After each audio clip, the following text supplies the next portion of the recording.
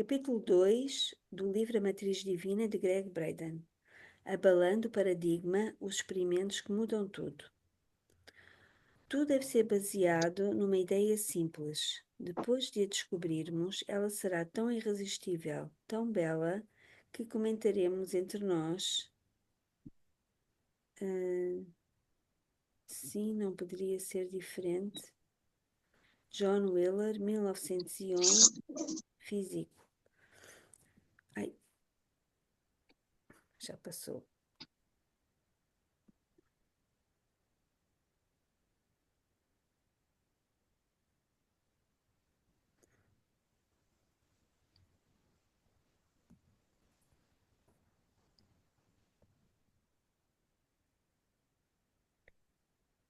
Outra frase. Poderemos ser enganados de duas formas. Uma é acreditando no que não é verdade.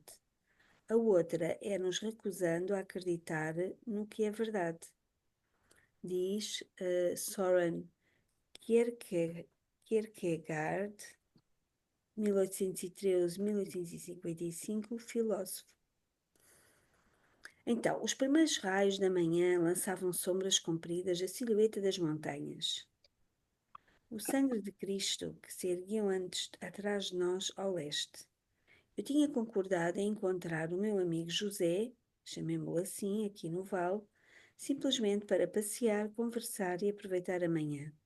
Enquanto mirávamos a vastidão da terra que une o norte do Novo México ao sul do Colorado, descortinávamos os muitos quilómetros de campos que nos separavam da grande e profunda grota da garganta do Rio Grande, com suas laterais escarpadas que constituem as margens do rio do mesmo nome.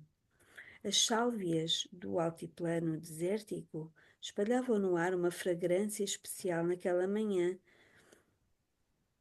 e enquanto andávamos, José comentava sobre a família da vegetação que cobria o terreno.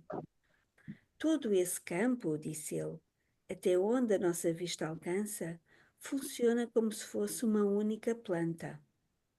O calor da sua respiração formava pequenas e breves nuvens de vapor a cada palavra que ele pronunciava no ar gelado da manhã.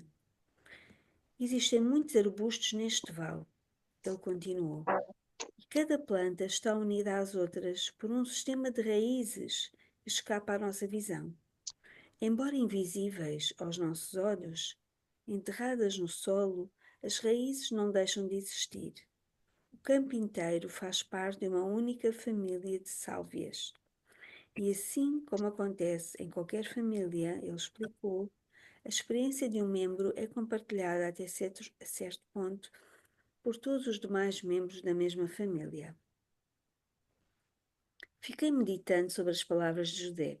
Que bela metáfora para o modo pelo qual nos encontramos interligados uns aos outros e ao mundo em torno de nós. Somos levados a pensar que estamos separados uns dos outros, do nosso mundo e de tudo o que acontece nele. Com base nessa crença, sentimos-nos isolados, algumas vezes impotentes, para alterar as coisas que nos causam dor e que podem provocar sofrimento noutras pessoas. A ironia é que também nos encontramos inundados por livros de autoajuda e workshops que frisam como é intensa a nossa interligação, como é poderosa a nossa consciência e como o género humano realmente constitui uma única e preciosa família. Enquanto José falava, eu não podia deixar de pensar sobre a forma escolhida pelo grande poeta Rumi para descrever a nossa condição.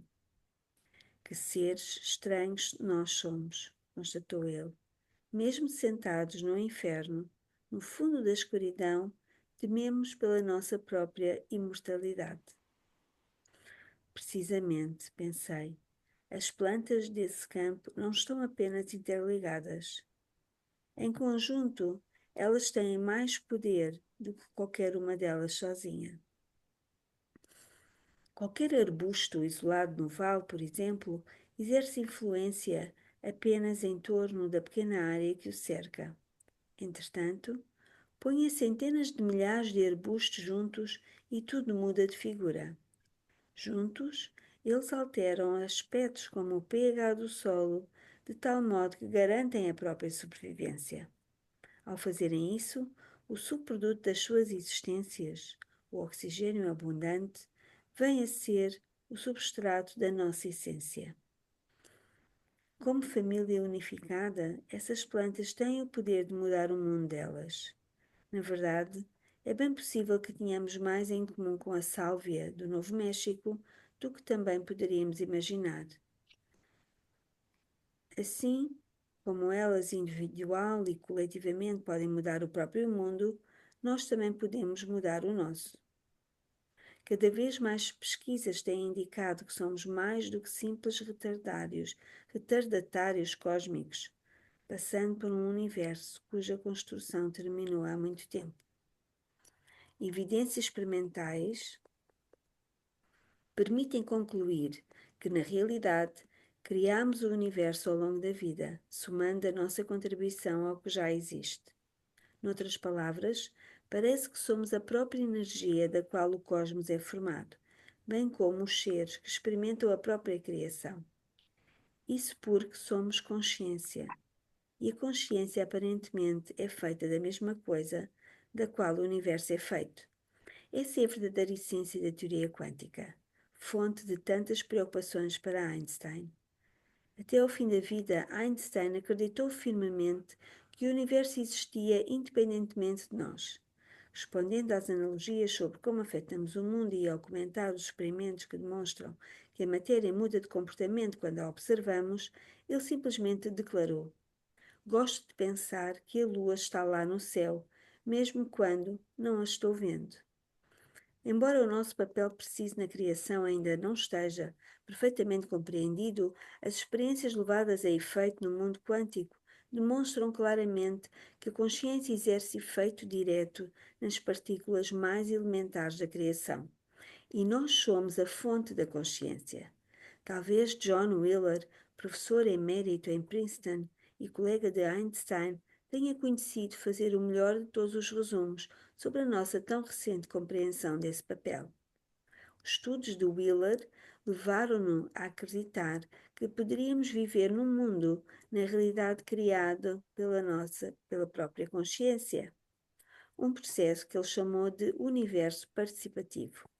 De acordo com isso, o princípio participativo, diz Wheeler, não poderíamos nem ao menos imaginar um universo que, de algum modo e por algum modo, não contivesse observadores, pois os próprios materiais de construção do universo são esses atos de observação participativa. Ele apresenta o ponto central da teoria quântica, quando declara: nenhum fenómeno elementar pode ser considerado um fenómeno até que seja observado ou registado.